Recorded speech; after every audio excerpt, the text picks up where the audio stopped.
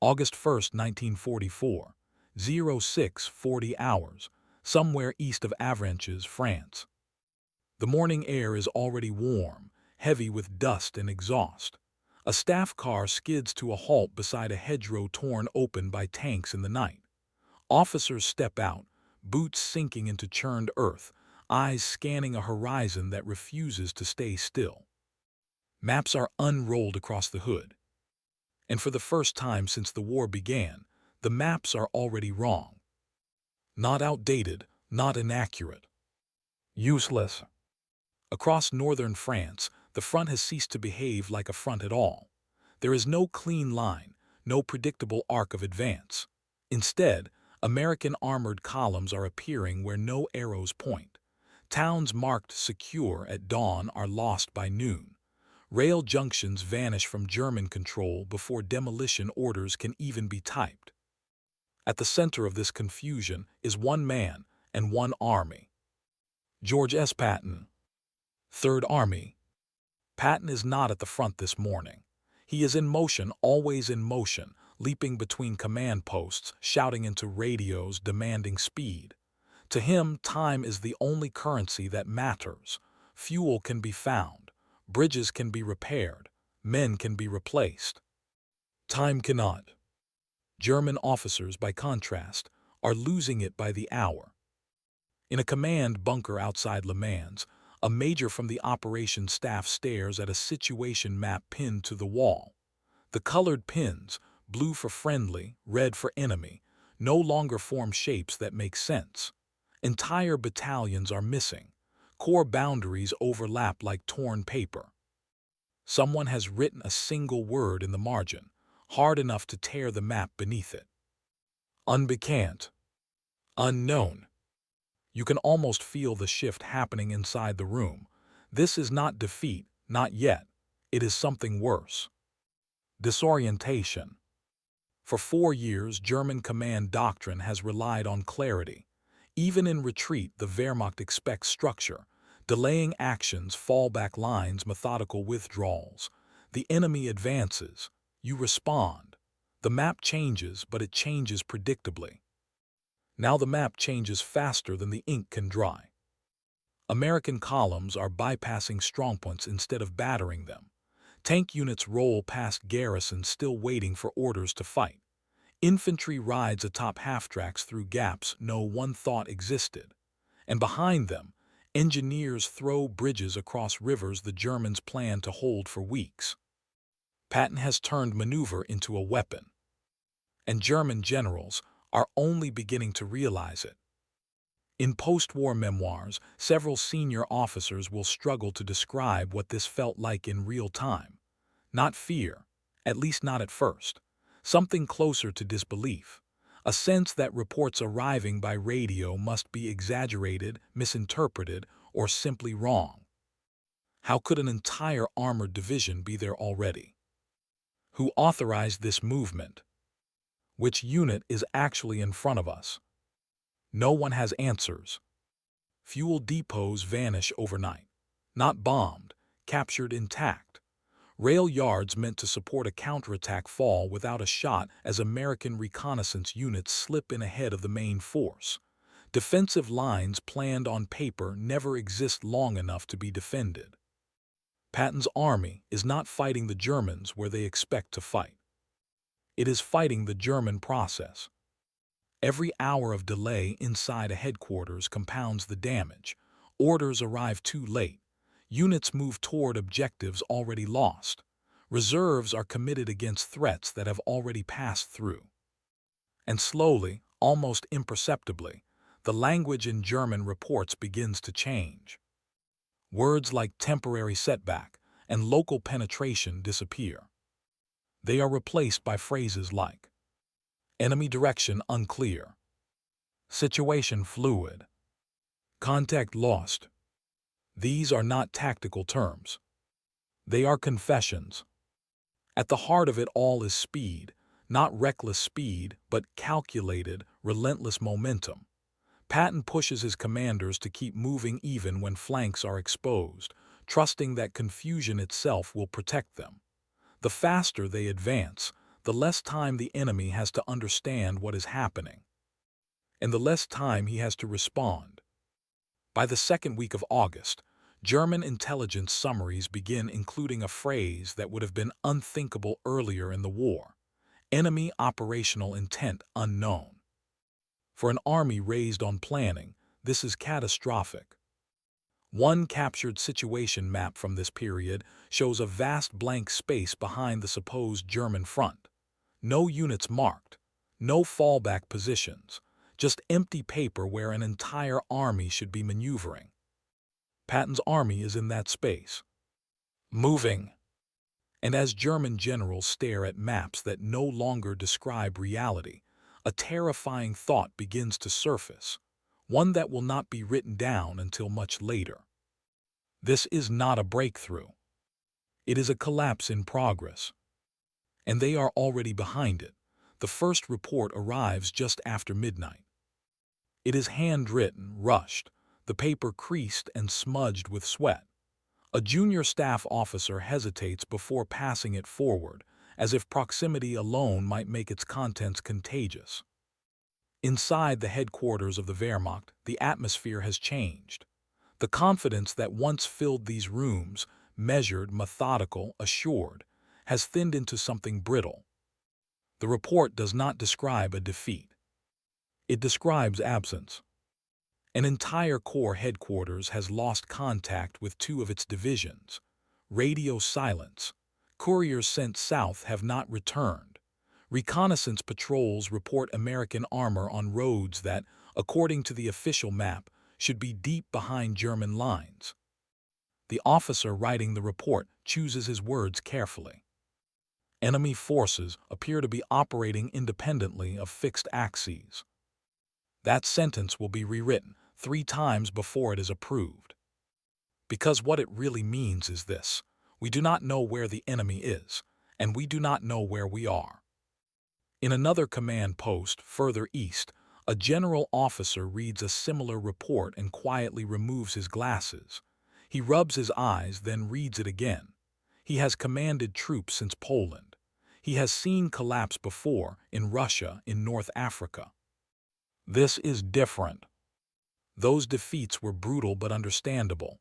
Too much enemy firepower, too many tanks, too much air support. This one feels unreal.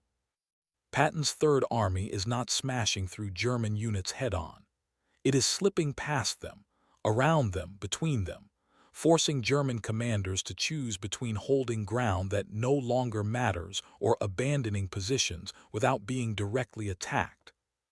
Every choice feels wrong. Every delay makes it worse. Fuel trains sit idle because the rail yards meant to receive them are gone. Orders to regroup arrive at headquarters that have already been overrun. Counterattack plans reference road junctions now crawling with American MPs redirecting traffic like they own the countryside. And then comes the most damning line of all.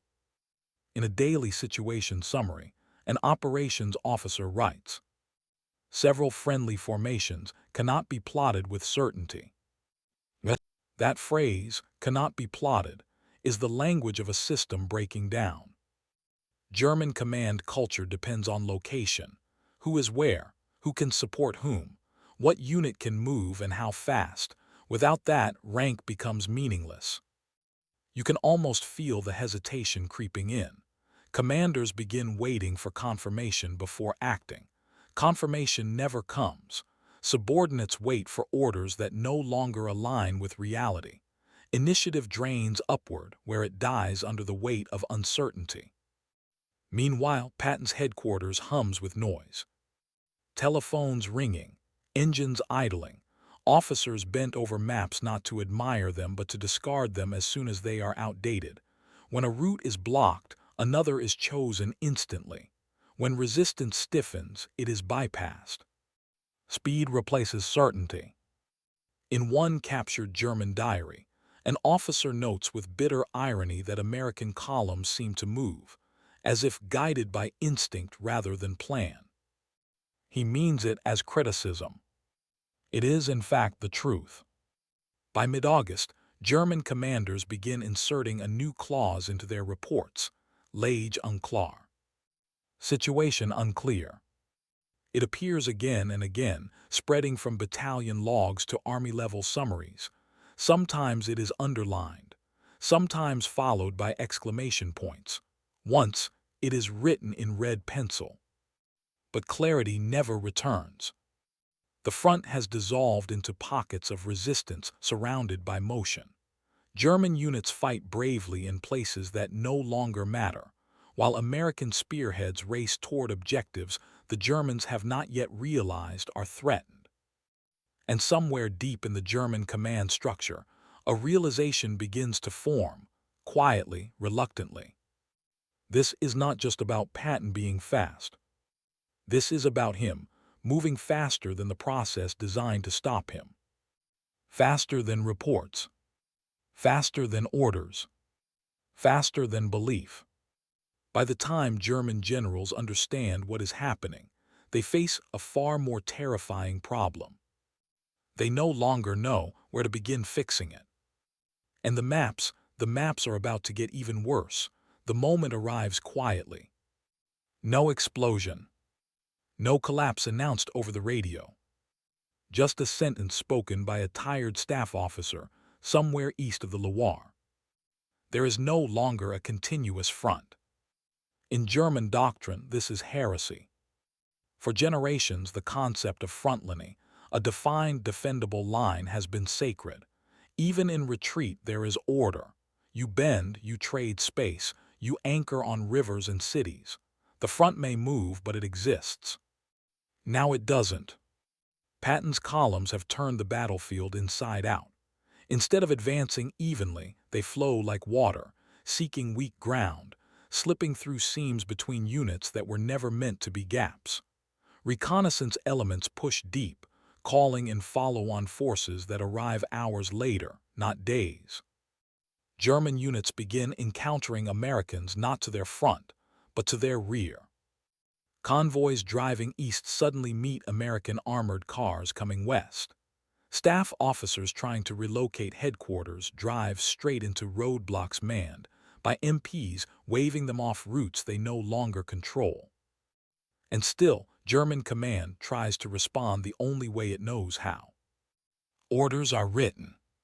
They are precise. They are detailed. They are obsolete before they are issued. A counterattack is planned against an American spearhead reported at one location. By the time the order reaches the units meant to execute it, the spearhead has already moved, sometimes 40 or 50 kilometers away, leaving behind only dust, burned-out trucks, and bewildered rear-area troops. You can almost feel the clock ticking louder in every headquarters. Patton understands something his opponents do not yet fully grasp. Speed doesn't just seize ground. It seizes initiative. German generals are no longer deciding where to fight. They are reacting, always late, always guessing. Each reaction pulls forces away from something else, creating new gaps, new uncertainties. A division pulls back to avoid encirclement, only to discover it has already been bypassed.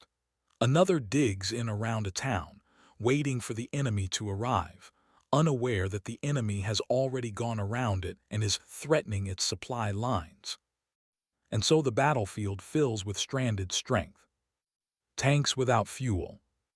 Infantry without transport. Artillery without targets. In private notes, some German officers begin using language that borders on disbelief. One writes that American units seem to ignore the logic of the map. Another complains that roads once considered secondary are suddenly decisive, used with a boldness German planners never anticipated. This is the heart of the problem.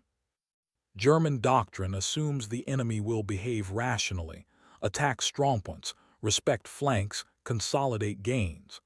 Patton does none of these things. He treats resistance not as an obstacle but as a suggestion. If it slows him, he goes around it. If it holds, he leaves it behind. And every bypassed unit becomes a liability for German command, a force that still exists on paper but no longer influences the battle. By late August, German situation maps resemble patchwork quilts. Disconnected symbols float in space, no longer linked by arrows or boundaries. Entire regions are annotated with question marks. One staff officer reportedly asks the unthinkable question aloud. Are we fighting an army or a moving storm? The question hangs in the air. Because storms don't have flanks. They don't have lines. They don't wait for orders to be countered. Patton's army is not destroying German forces wholesale, not yet. What it is destroying is coherence, the ability to think, to plan, to anticipate. And once that is gone, even strong units become irrelevant. As German generals scramble to re-establish control, a darker realization begins to surface. If they cannot restore a front soon, if they cannot slow this momentum, the war in the West may be decided not by a single battle, but by a race they are already losing. And somewhere ahead, Patton is not slowing down. He is accelerating. The realization does not arrive all at once. It seeps in. It comes in fragments, intercepted radio calls, delayed courier reports, fuel requests that make no sense anymore, a bridge blown too late, a headquarters abandoned without firing a shot, a corps commander asking quietly whether his southern flank still exists. By the third week of August, German senior commanders stop asking where Patton is. They start asking how long ago he passed. In a headquarters hastily relocated for the third time in 2 days, a general studies a fresh situation map. It is nearly blank. Red arrows have been erased and redrawn so often the paper is thinning. The front line, once a bold, confident stroke, has become a dotted guess. Someone finally says it. We are no longer controlling events. No one argues. This is the moment German generals later describe as the true break, not the fall of Paris, not the loss of a city or river line, but the instant they understood that operational control had slipped out of their hands. Patton's Third Army is no longer something to be stopped. It is something to be survived. Reports now carry a different tone, less analysis, more urgency. Requests for permission to withdraw arrive before engagements even begin. Units are told to avoid decisive contact, not because they are weak, but because contact no longer promises results. You can feel the inversion of power. For years, German commanders forced enemies to react. Now they are reacting, chasing echoes, responding to movements already completed. The war has turned into a series of aftershocks. In one internal memorandum, a senior officer writes that American operations appear to be conducted without regard for traditional pauses. There is no halt to reorganize, no pause to await supply perfection. Momentum itself has become the plan. This is Patton's genius and his cruelty. He understands that armies do not collapse when they are defeated. They collapse when they are overtaken by events. German generals begin ordering withdrawals not because they are beaten in battle, but because staying put risks irrelevance. To remain is to be bypassed. To maneuver is to risk interception. Every option narrows. And the maps reflect it. Captured Wehrmacht situation charts from this period show a strange phenomenon. Arrows pointing backward, sideways, sometimes looping aimlessly. Movement without purpose. Retreat without direction, space traded without gaining time. One officer later writes that it felt like commanding from behind a fogged glass. Shapes move, but you cannot tell how far away they are or how fast. And speed is everything. Patton's units continue forward even when fuel runs dangerously low, trusting that captured depots or redirected convoys will appear. Sometimes they do. Sometimes they don't, but the gamble itself keeps German command guessing. Is this the main thrust? Or just a probe? Should reserves be committed now or held back? Every hesitation favors Patton. By the time German commanders agree on a response, the conditions that justified it are gone. This is the true terror of the advance. Not tanks, not artillery, but uncertainty weaponized. And as August bleeds toward September, German generals begin to understand something even more unsettling. They are no longer planning operations. They are documenting their own displacement. The war diary entries grow shorter, less confident, more defensive. The language shifts from intention to explanation, from "we will" to "we attempted." History is slipping ahead of them, and Patton is writing it in real time. But even now, one illusion remains: that if they can just slow him, just once, they can reassert control. They are about to discover how wrong that hope is. The order goes out just before dawn. Hold. Delay. Stabilize the line, any line. German commanders cling to rivers, road junctions, towns whose names suddenly carry the weight of salvation. If Patton can be slowed, just slowed, the logic goes, the machinery of command might reassert itself. Reserves could be gathered, fuel redistributed, a counterstroke planned with something resembling coherence. For the first time in weeks, German units are told not to withdraw. They are told to stand. At several points the resistance stiffens, artillery is massed, armor dug in, infantry ordered to fight where they are, regardless of what lies behind them. For a moment it almost works. American spearheads slow, reports of contact multiply. In German headquarters, there is a flicker of hope. Then the reports change. Patton does not stop. He sidesteps. Strongpoints are fixed in place by infantry, while armored columns swing wide, crossing secondary roads and farm tracks the Germans never considered operationally significant.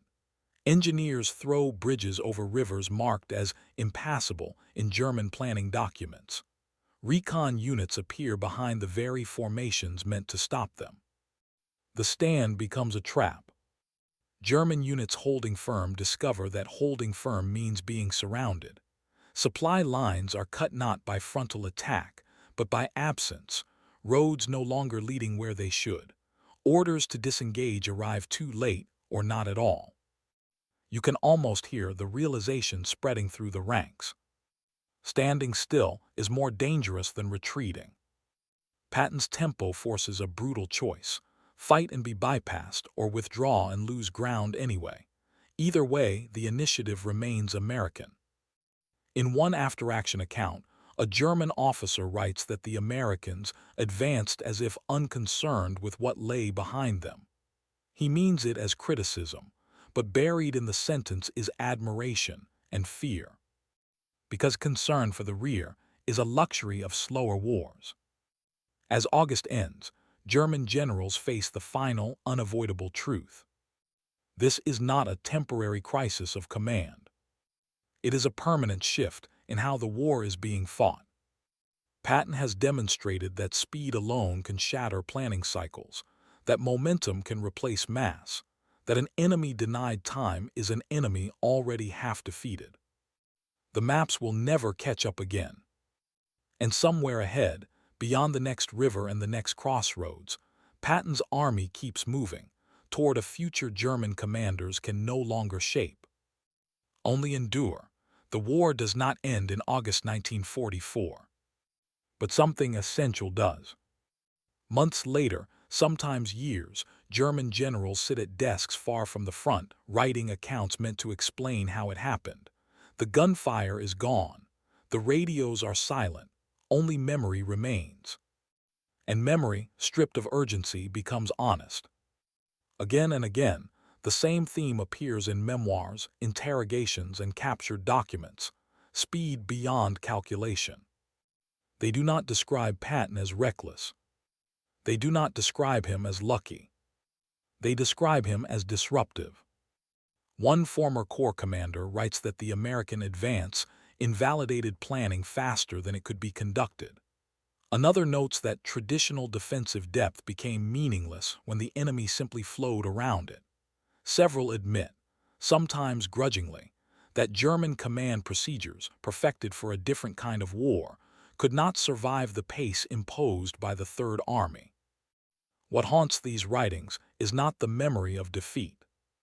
It is the memory of helplessness, of issuing orders that no longer applied, of consulting maps that described a battlefield that no longer existed, of commanding forces that were technically present but operationally irrelevant. Patton appears in these accounts less as a man than as a force of nature, a general who understood that in modern war, destruction is only one path to victory. The other is to deny the enemy the ability to think. By moving faster than German systems could process, he turned their strengths into weaknesses. Discipline became rigidity, planning became delay, control became illusion. One officer sums it up with chilling simplicity. We were no longer defeated by American firepower. We were defeated by American time. That is the legacy of August 1944. Not just towns liberated, not just lines broken, but a revelation written into the margins of German maps and into the memories of those who tried and failed to stop the advance. The front did not fall. It dissolved. And